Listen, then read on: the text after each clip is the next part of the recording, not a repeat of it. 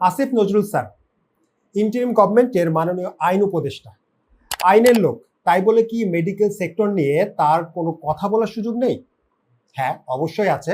তবে সেটা কতটা যুক্তিসঙ্গত নাকি কতটা গাঁজাখুরি সেইটা চিন্তা করার বিষয়। ডাক্তারদের উদ্দেশ্যে আসিফ স্যার বললেন, বড়লোকদের গলা কাটেন ঠিক আছে, কিন্তু গরিব রোগীদের 14 থেকে 15টা টেস্ট দেওয়া বন্ধ করেন। এটা ছিল তার অভিযোগ। এই অবস্থা অবশ্য ওনার না, সারা বাংলাদেশের অনেক মানুষেরই। বিশ্বাস না হয় কোনো একটা চায়ের দোকানে এই টপিকটা তুলে দেখেন, সবাই যেন তেলে বেগুনে জ্বলে উঠবে। হ্যাঁ হ্যাঁ, আগেকার ডাক্তার তো নখ দেখে ওষুধ দিত, আর এখন ডাক্তারদের কাছে গেলেই হাজার হাজার টাকার টেস্ট। ব্যাপারটা এমন যেন এই টেস্ট জনম জনম থেকে ছিল। কিন্তু এই লো আইকিউ এর জাতি এবং তাদের মাননীয় উপদেষ্টা যারা আমাদেরকে কসাই বলে ডাকেন, শ্রদ্ধার সাথে আপনাদের সবাইকে একটা প্রশ্ন করতেছি। আচ্ছা, আপনারা তো সব সময় উন্নত বিশ্বের সাথে তাল মেলানোর কথা বলেন, তো আপনারা কি কখনো আমেরিকার কোনো একটা স্টেটে কিংবা কানাডা, ইউকে, ইউরোপ বা অস্ট্রেলিয়া, সিঙ্গাপুর কিংবা পাশের দেশ ইন্ডিয়াতে গেছেন চিকিৎসা নিতে? না গিয়ে থাকলে আপনাদের কোনো আত্মীয় স্বজন বা পরিচিত কেউ থাকলে জানতে চাইবেন সেখানে গেলে প্রথমে কি হয়।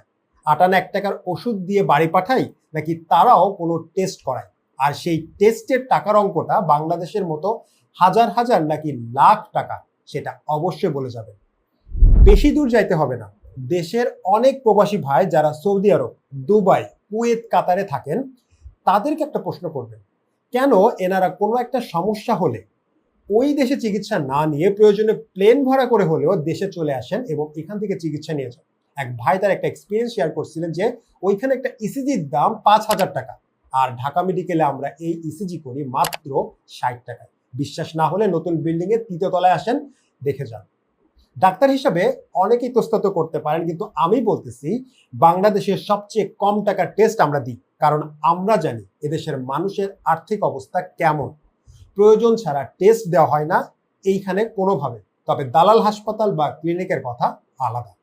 চলুন এর একটি বাস্তব চিত্র আপনাদের দেখাই। বাংলাদেশের টারশারি সেন্টার ঢাকা মেডিকেল কলেজ হাসপাতাল। এখানে যেই রোগী আসে তারা সবচেয়ে ক্রিটিক্যাল থাকে, কিন্তু এখানে একজন রোগী সিবিসি, ইসিজি, কোলেস্টেরল, কিডনি, লিভারের যে বেসিক টেস্ট সহ প্রয়োজনীয় তাদেরকে 5 থেকে 10,000 টাকার টেস্ট দেন। এজন্য যে তারা আমাদেরকে কতবার খোটা শোনায় তার কোনো হিসাব নেই। আমার হাজার হাজার টাকা চলে গেছে, একদিন হলো রোগী ভালো হয় না, আরো কত কথা। কিন্তু পাশের দেশ ইন্ডিয়া, সেখানে গেলে প্রথম 1 থেকে 2 দিনে কয় হাজার টাকা টেস্ট করান, নিশ্চয়ই 40 থেকে 50,000 টাকার কম না। তো তখন টেস্টে কি টাকা লাগে না, নাকি এ সময় আপনাদের মুখে কুলুপ আটকে থাকে? আর ওখানে গেলে কি গ্যারান্টি যে টাকা দিলেই আপনার রোগী সুস্থ হয়ে যাবে? শুনুন, গায়ের জোরে না কিংবা উপদেষ্টা আসিফ স্যারের মতো মার্কেট পাওয়ার জন্য বলতেছি না, বাস্তবতা জানাচ্ছি। টেস্ট বাংলাদেশের ডাক্তারদের কোনো আবিষ্কৃত জিনিস না। সারা বিশ্বের সাথে তাল মিলিয়ে এটি রোগ নির্ণয়ের জন্য একটি গুরুত্বপূর্ণ হাতিয়ার। যেখানে আমরা রোগীর বুকে স্টেথোস্কোপ বসিয়ে ফুসফুসে যেটা পানি ভাবতেছিলাম, একটি সিম্পল টেস্ট এক্স রে সেটাকে আবিষ্কার করলো এটা পানি ছিল না, ছিল একটি টিউমার। আর হ্যাঁ, এরকম অনেক রোগ প্রতিদিনই নির্ণয় হচ্ছে এই টেস্টের মাধ্যমে। তবে যে সমস্ত ছোট লোক ডাক্তার কমিশন খাচ্ছেন সেটা তার ব্যাপার, তার জন্য গোটা ডাক্তার সমাজকে গালি দেওয়ার অধিকার নেই আপনার। আর সবাই হুঙ্কার দিয়ে চিল্লায় যান ডাক্তারের বেলায়, অথচ যেই অনুষ্ঠানে আসিফ নজরুল স্যার গিয়েছিলেন সেটা ছিল প্রাইভেট হাসপাতাল, ক্লিনিক ও ডায়াগনস্টিক ওনার্স অ্যাসোসিয়েশনের। সেখানে টেস্টের দাম কমাতে মালিক পক্ষের বিরুদ্ধে একটি টু শব্দ করলেন না, অথচ এইসব মালিকদের হাতেই টেস্ট বাণিজ্য তৈরি হয়েছে এই দালাল সিন্ডিকেট। স্যার নিজে সরকারের উপদেষ্টা হয়ে সরকারিতে কিভাবে টেস্টের মান উন্নয়ন করা যায় যেন গরিব মানুষ প্রয়োজনীয় টেস্ট কম দামে করতে পারেন, সেটা নিয়ে কোনো কথা না বলে সব দোষ চাপালেন ডাক্তারের ওপর।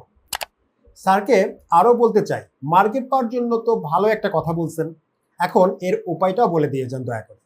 আপনি তো বললেন টেস্ট কম দিতে হবে, তাহলে নতুন একটা বই লিখে দিয়ে যান।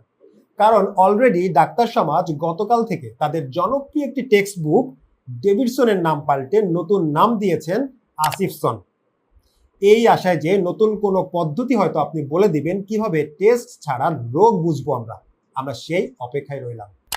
আর হ্যাঁ, গরিব মানুষকে আপনি বললেন 14 থেকে 15টা টেস্ট করাবেন না, খুব ভালো কথা, কিন্তু যখন সেই টেস্টগুলো আসলেই তার জীবন বাঁচানোর জন্য জরুরি, তখন কি হবে? ডাক্তার যদি নাও দেন, তবুও কি গরিব মানুষটা কম খরচে টেস্ট করাতে পারবে? নাকি টেস্টের দরজা কেবল ধনীদের জন্য খুলে রাখা? ডাক্তারদের ভিজিট, তাদের টেস্ট, এগুলো নিয়ে পড়ে আছেন, কিন্তু সাধারণ মানুষের ব্যাপারে আপনাদের পদক্ষেপ কি, এই প্রশ্নটা সরকারের কাছে রইল।